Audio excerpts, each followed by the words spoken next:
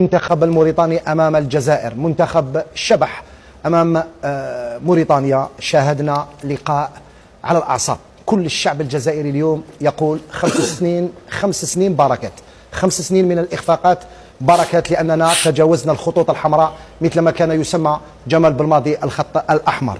بعد الإقصاء في الدور الأول في نهائيات كأس إفريقيا الأخيرة بالكاميرون، إقصاء مر من نهائيات كأس العالم أمام منتخب كاميروني متواضع في تشاكير، ها هو الإقصاء الثالث على التوالي في المنافسة الكبرى. أين هم أصحاب البلاطوهات الذي كان يتنادى بهم المدرب الوطني ويشكك في نواياهم وفي وطنيتهم؟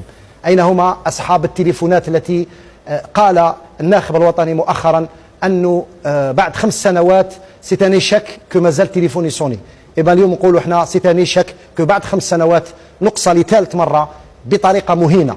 ليس المنتخب الجزائري الذي يقصى أمام منتخب موريتاني، مع كل احتراماتنا للمنتخب الموريتاني الشقيق، لكن اليوم كارثة حلت بالكرة الجزائرية، وعلى الجميع أن يتحمل مسؤوليته، بداية بالناخب الوطني الذي ينال كما يعلم الجميع راتب معتبر جدا.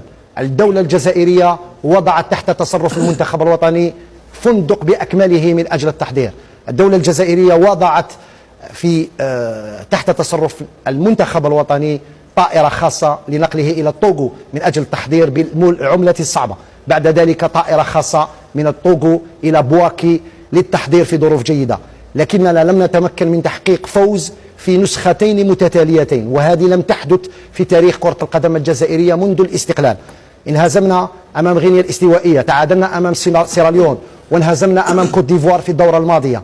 هذه المرة بقينا نتغنى بأننا لم ننهزم في 2023، لكننا أخذنا صفعة اليوم أمام المنتخب الموريتاني. كانت هذه فقط مقدمة عفوية لم أقم بتحضيرها، لكنني مثل الشعب الجزائري ومثل اللي راه معايا في البلاطو، إحباط كبير وكارثة حلت بنا بعد هذا الإقصاء المر والمر للغاية.